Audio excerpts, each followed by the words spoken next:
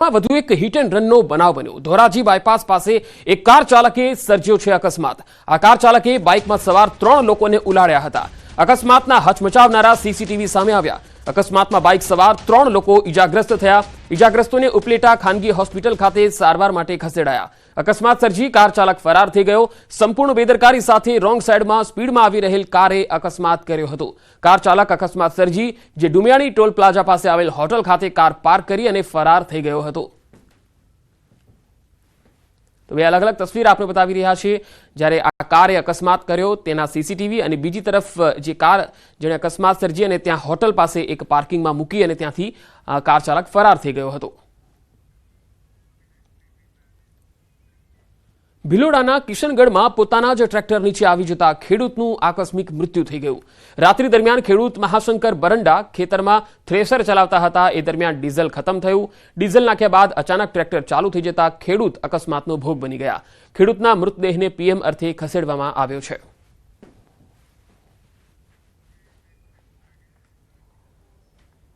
વડોદરામાં રક્ષિત ચોરસિયા દ્વારા અકસ્માત સર્જવાનો જે મામલો હતો આ અકસ્માતમાં ઇજાગ્રસ્ત થયેલા પરિવારે ન્યૂઝ 18 સમક્ષ વ્યથા ઠાલવી। ઇજાગ્રસ્ત થયેલા બાળકોના પિતા અજીત કેવલાણીનું નિવેદન। તબીબનો અભ્યાસ કરતી કોમલ કેવલાણીના પગના વાસ્ક્યુલર ફાટી ગયા। કોમલ કેવલાણીની પ્લાસ્ટિક સર્જરી કરવી પડે તેવી સ્થિતિ। ભાઈના દીકરા જયેશને પણ 2 સર્જરી થઈ ચૂકી છે।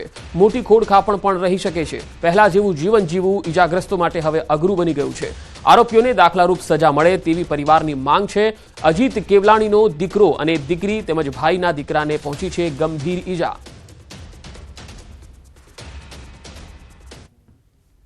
કોઈએ જાન ગુમાવ્યું છે અને જે ફ્રેક્ચર્સ થયા છે એ લોકો નોર્મલ લાઈફ પાછા જીવી નથી શકવાના।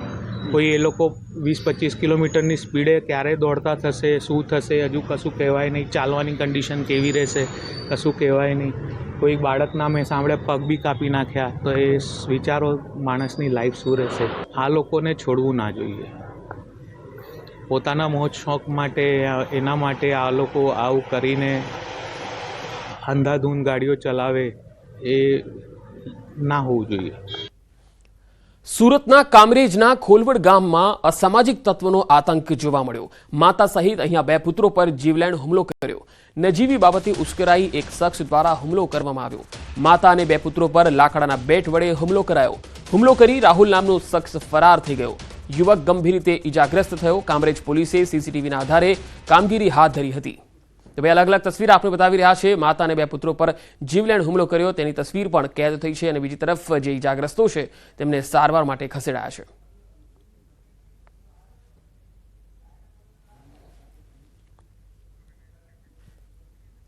સાબરકાંઠાના હિંમતનગરમાં યુવકના હાથ બાંધી અને નિર્દયતાથી માર મારવામાં આવ્યો। આગિયોલ ગામે એક મહિલા અને યુવકે દંડો લઈને યુવકને મૂઢ માર મારવાનો વિડીયો વાયરલ થઈ રહ્યો છે। માનસિક અસ્વસ્થ યુવકના ઊંચા અવાજથી પરેશાન થયાના આરોપ સાથે મહિલા અને યુવકે તેની ધોલાઈ કરી દીધી। યુવકને માર મારી મંદિરમાં લઈ જઈ અને પૂરી રાખ્યાનો પણ આરોપ છે। ગામભોઈ પોલીસે મહિલા અને પુરુષ વિરુદ્ધ ગુનો નોંધી તપાસ હાથ ધરી છે। તો આગિયોલ ગામનો આ વિડીયો તમે જોઈ શકો છો કે આ જે માનસિક રીતે અસ્વસ્થ વ્યક્તિ છે અને તે મોટી અવાજથી બોલતો હશે એટલે સ્થાનિકોને ગમ્યું નહીં અને કેટલાક લોકોએ તેને ફટકાર્યો। બંને હાથ બાંધી દીધા અને ઢોર માર માર્યો। યુવકના હાથ બાંધીને નિર્દયતાથી ફટકાર્યો હતો।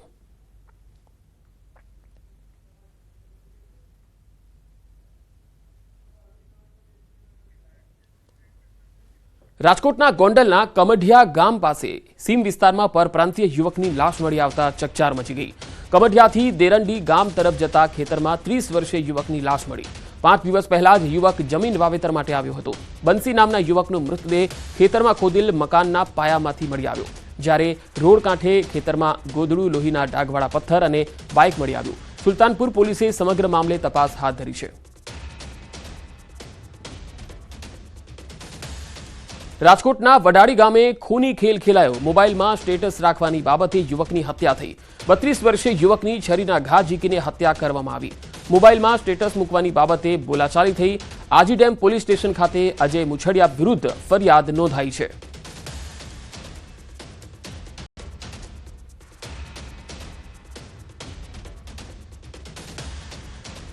ગુમ થયેલા શાળા બનેવીના મૃતદેહ મળી આવ્યા। વડોદરાના કરજણ વિસ્તારનો આ બનાવ।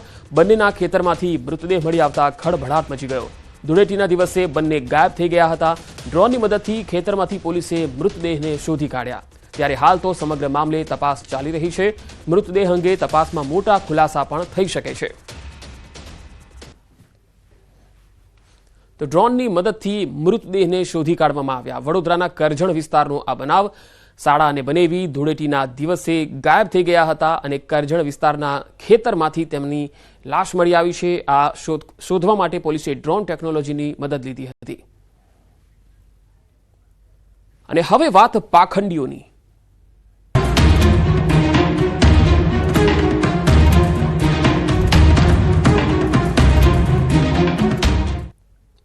રાજકોટના ભુવાની 10 વર્ષની ધતિંગ લીલા વિજ્ઞાન જાથાએ કરાવી દીધી બંધ. અમદાવાદના મેટોડામાંથી ઝડપાયો ભુવો મહેશ મંજીવાળા. આરોપી ભુવો દાણા જોઈ 5100 થી લઈને ₹1 લાખ સુધીની ફી વસૂલતો હતો. ભેજાબાજ ભુવો ભોળા લોકોને અંધશ્રદ્ધાની આડમાં ફસાવી તંત્રવિદ્યા સ્મશાનમાં વિધિ કરવાના નામે પૈસા પડાવતો હોવાનું ખુલ્યું. બીજી તરફ ભુવાનો વાયરલ વિડીયો પણ લોકોમાં ચર્ચાનું કેન્દ્ર બન્યો. ભુવાની જાળમાં ફસાયેલ દંપતીએ વિજ્ઞાન જાથાને માહિતી આપતા જયંત પંડ્યાએ પોલીસની ટીમ સાથે પહોંચી ભુવા મહેશ મંજીવાળાને તેના સાગરીતો સાથે ઝડપી પાડ્યો. પોલીસ તપાસમાં ભુવો રિક્ષા ચલાવતો હોવાનો પણ ખુલાસો થયો.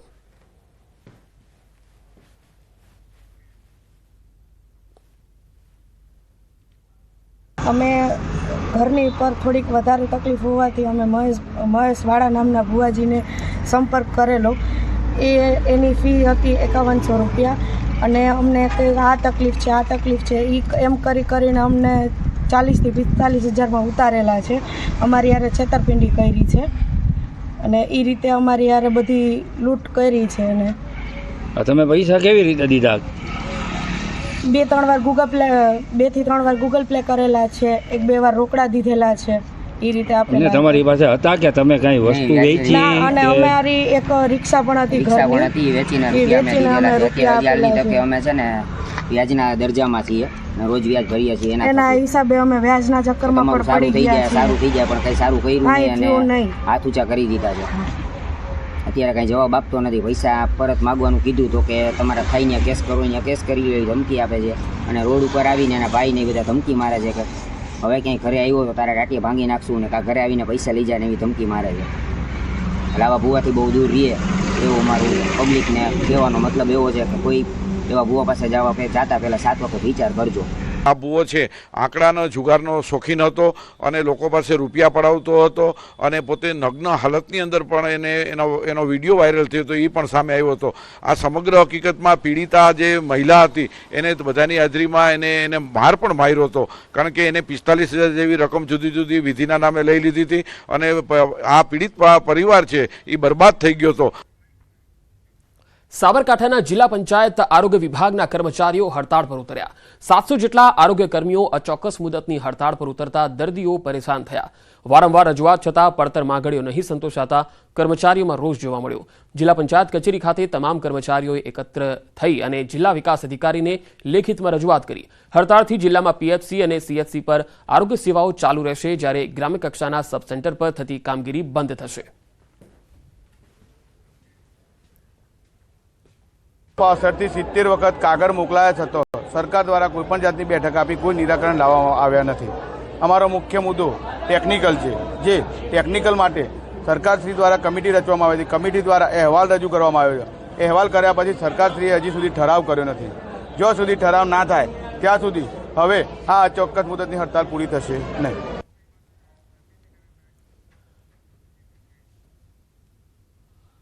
અને હવે આપણે સીધા લઈ જઈશું ગૃહ રાજ્યમંત્રી હર્ષ સંઘવી પત્રકાર પરિષદ સંબોધી રહ્યા છે. આવો સાંભળીએ. કોંગ્રેસે એની માનસિકતા તો સ્પષ્ટ કરી જ છે. જે રાજ્યમાં અનેક વાયદાઓ આપ્યા હોય, વાયદા પૂર્ણ કરવા માટે સરકાર પાસે રૂપિયા નથી, પરંતુ ચોક્કસ સમાજને લાભ કરાવવા માટે અન્ય બધા જ જોડે અન્યાય થાય તે પ્રકારનો નિર્ણય એ કોંગ્રેસ કર્ણાટકામાં જે બિલ પસાર કર્યું છે તેનાથી સ્પષ્ટ થાય છે. અને તે જ માનસિકતાથી કોંગ્રેસના નેતાઓ અને વિવિધ કાર્યકર્તાઓ એ તમામ રાજ્યોમાં એ મિશનથી કામ કરી રહ્યા છે. હું કર્ણાટકા સરકારના આ નિર્ણયને વખોડું છું અને ભગવાનને પ્રાર્થના કરું છું કે એમને સદબુદ્ધિ આપે. આજે કોંગ્રેસના નેતા શ્રીમાન અમિતભાઈ, જેમને વિધાનસભામાં પોતાના અનેક પ્રશ્નો પૂછ્યા, પોતાના પ્રશ્ન, પોતાનું ભાષણ લાંબુ રાખવું અને એના પછી જાણી જોઈને મહત્વના પ્રશ્નોના જવાબ ના આપી શકાય અને વિધાનસભાના સમય પૂર્ણ થયા પછી કોંગ્રેસના આ નેતા દ્વારા જે ગુનેગારો, જે ટપોરીઓ કે મારા રાજ્યના સામાન્ય નાગરિકોને હેરાન કરે, તેમના જે વરઘોડાઓ નીકળે છે એની સામે હેરાનગતિ જેમને સ્પષ્ટ કરી છે. બીજા એક ધારાસભ્યએ આવા ગુનેગારો જે રાજ્યના સામાન્ય નાગરિકોના હિત માટે આરક્ષિત રાખેલી જગ્યાઓ પર ઇલીગલ કન્સ્ટ્રક્શન જે તોડવામાં આવે એની સામે દુઃખ વ્યક્ત કર્યું. તેનાથી સ્પષ્ટ નજરે પડી રહ્યું છે કે આવા ગુનેગારો પર જ્યારે કડક પગલાં ભરાય અને એ પગલાંને કઈ રીતે વિરોધ કરવો, એ પગલાંને એમ ખેમ રીતે પ્રસ્તુત કરીને વિરોધ કરીને પોલીસને આ પ્રકારના મજબૂત પગલાં લેતા રોકવાનો આ સ્ટેટમેન્ટોથી 100% પ્રૂવ થઈ રહ્યું છે. ખાસ કરીને સુરતની વાત કરી, સુરત સિટી અને મહાનગરોની અગર વાત કરીએ તો મારે એક આંકડો ગુજરાતની જનતા સામે મૂકવો છે. ગુનો બન્યો, અનેક જગ્યા પર અનેક ગુનાઓ બન્યા. સમાજ જીવનમાં જ્યારે આ પ્રકારના ગુના બને તો એવા ગુનાઓની પાછળ ગુનેગારોને સીધા કરી લેવાનો એ સંકલ્પ લઈને ગુજરાત પોલીસ પાસે કામગીરી કરાવી રહ્યા છે. પરંતુ જે સુરતને બદનામ કરવાનો કોંગ્રેસે ખાસ કરીને એક મિશન હાથમાં લીધું છે. એનસીઆરબીના ડેટા પ્રમાણે જે આઈપીસી કલમના કેસો જે દાખલ થાય છે એ કેસોમાં 1 લાખ જનસંખ્યાના આધારે કેટલા કેસો, તો સુરતમાં 1 લાખની જનસંખ્યાની સામે 215 કેસ, દિલ્હીમાં 1832 કેસ, કેરળમાં 626 કેસ, બેંગલુરુ કર્ણાટકાની અંદર 337 કેસ, મુંબઈ મહારાષ્ટ્રની અંદર 376 કેસ, હૈદરાબાદ તેલંગાણાની અંદર આ જ પ્રકારના 266 કેસ, એની સામે ગુજરાતના સુરતની અંદર 215 કેસ, જેમાંથી મોટા ભાગના કેસો એ ચીટિંગના અને બીજા પ્રકારની જે ઘટના ઇન્ડસ્ટ્રીઝ જોડે લાગતી હોય, ઇન્ડસ્ટ્રીયલ વેપારની લાગતી હોય, એવા કિસ્સાઓ બી આની અંદર સમાવેશ થાય છે.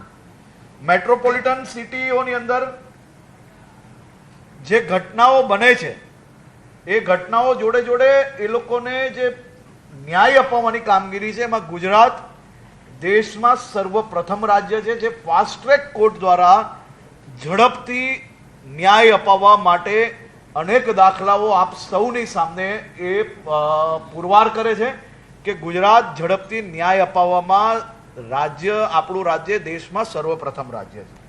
સુરત શહેરના જે કિસ્સાઓ એમને કીધું વધી ગયા છે, તો આઈપીસી કલમના હિસાબે જ આપણે જોઈએ તો 2020 ની અંદર 33,824 કેસો દાખલ થયેલા, 2021 ની અંદર 32,097 થયેલા અને 2023માં 11,499 કેસો દાખલ થયા છે, જે બીજા વર્ષો કરતા ઓછા છે.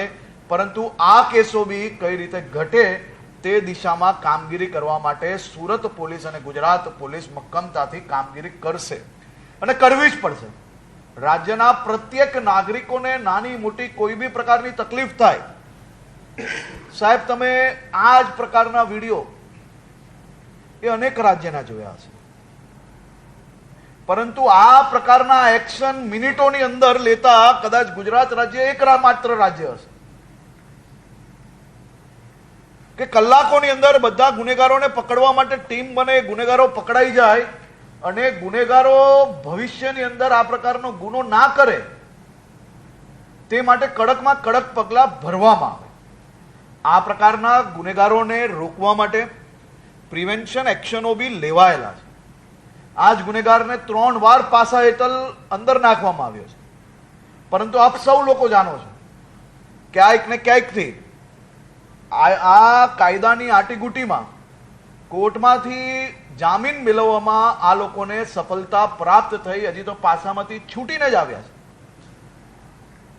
એટલે આ પ્રકારના ગુનેગારો પર કડક પગલાં ખાસ કરીને ભરવામાં આવ્યા છે અને હજી બી વધુ કડક પગલાં આ પ્રકારના ગુનેગારોની ગુજરાતભરમાં ભરવામાં આવશે. અને તમામ દિશાએ ગુજરાત પોલીસના તમામ યુનિટોને આની એક માર્ગદર્શિકા ડીજીપી દ્વારા આપવામાં આવી છે, જે 100 કલાકની અંદર તૈયાર કરીને એમને ગુજરાતભરની અંદર આની ઉપર એક્શન લેવાના છે. આજે હું પોતે બી સાંજે 4 વાગે એક રિવ્યુ બેઠક લેવાનો છું અને રિવ્યુ બેઠકની અંદર આ બાબતની કામગીરીનું નિરીક્ષણ કરવાનું છું.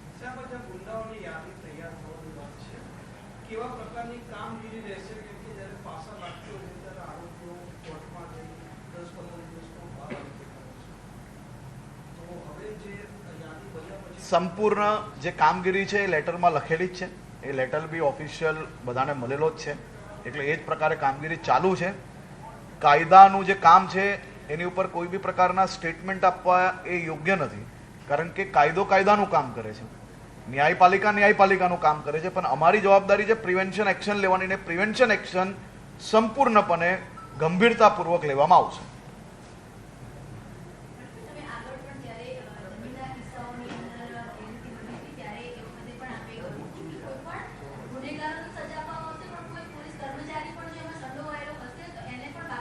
જરૂરથી, અને આ બાબતની બી તપાસ તમામ દિશાએ ચાલી રહી છે. કોઈ બી એક એજન્સી આ બાબતની તપાસો નથી કરતી, અને આ પ્રકારના જે પોલીસના કોઈ બી જવાનો આવા લોકો જોડે જો બેસેલા કોઈ બી પ્રકારનો સંપર્ક મળશે તો એમને બી નોકરીથી હાથ ધોવો પડશે.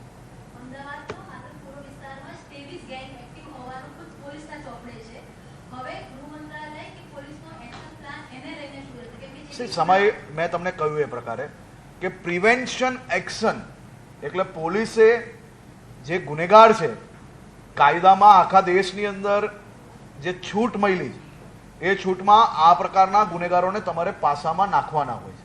તો આ પ્રકારના ગુનેગારોને પાસામાં નાખવાની કામગીરી પોલીસ બરાબર કરે છે કે નહીં એ જોવાની હોય છે, અને આવા ગુનેગારોને જો પાસામાં સમયસર ઢકેલી લેવામાં આવે તો પોલીસની એ જ કામગીરી છે. પરંતુ હું એવું માનું છું કે એ લોકો જે ભાષામાં સમજે એ ભાષામાં પોલીસને સમજ છે કઈ રીતે કામ કરવાની, અને એ દિશામાં ગુજરાત પોલીસને સંપૂર્ણ સૂચના છે કે કોઈ બી ગુનેગાર એને કંટ્રોલમાં રાખવા માટે ગુનો પોતાના વિસ્તારમાં ના બને તેની સંપૂર્ણ જવાબદારી એ લોકલ પોલીસ સ્ટેશનની છે, ને ગંભીરતાપૂર્વક આવા ગુનેગારો પર પગલાં ભરવાના.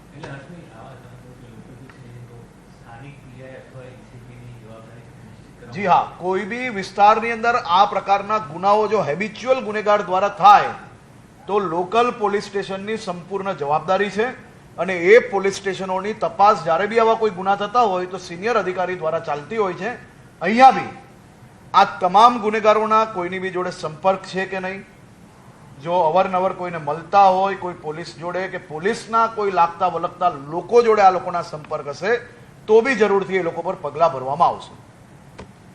પરંતુ મને માત્ર દુઃખ એક વાતનું છે,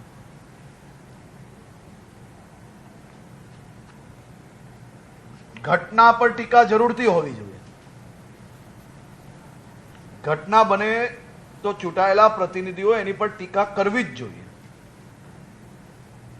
પરંતુ આવો તો કેવો ડર સતાવે છે કે ગુનેગારો પર કડક પગલાં જે ભરાયા છે તેની ટીકા કરવામાં વ્યસ્ત છે આ નેતાઓ. શું આ પ્રકારના ગુનેગારો જે રાજ્યના નાગરિકોના હિતમાં સુરક્ષિત રખાયેલી જગ્યાઓ પર કબજો કરે તો એ ખાલી કરાવવો કે નહીં કરાવવો? શું આ પ્રકારના ગુનેગારો પર કડક પગલાં ભરવા કે નહીં ભરવા? ગુનેગાર કોઈ બી સમાજનો નથી હોતો. ગુનેગારનો કોઈ સમાજ નથી હોતો. ગુનેગાર કોઈ બી હોય એની ઉપર કડક પગલાં ભરવા જ જોઈએ અને આનાથી બી વધુ કડક પગલાં ભરવામાં આવશે.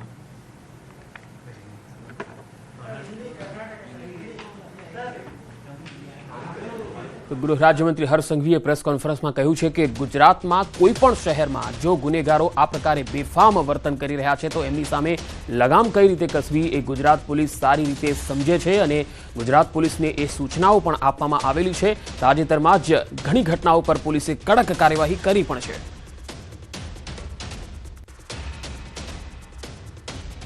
ગુજરાત રાજ્યમાં છેલ્લા કેટલાક સમયથી અસામાજિક તત્વોના આતંકના અનેક કિસ્સાઓ સામે આવી રહ્યા છે, જેને લઈ ડીજીપીએ કુખ્યાત ગુનેગારોની યાદી તૈયાર કરવા આદેશ કર્યા હતા. અમદાવાદ શહેર પોલીસે 1170 ગુનેગારોની યાદી તૈયાર કરી છે. વસ્ત્રાલમાં ધૂળેટીના આતંક બચાવનાર રોહિત સોનવણે નામના આરોપીના વિડીયો પણ સોશિયલ મીડિયામાં વાયરલ કર્યા છે, જેમાં આરોપીની ગુનાહિત માનસિકતા જોવા મળી રહી છે. સોશિયલ મીડિયા પર પોસ્ટ કરેલા વિડીયોમાં આરોપી રોહિત સોનવણે પોતાને ગેંગસ્ટર ગણાવી રહ્યો છે અને બબાલ કરતા વિડીયો શેર કર્યા હતા.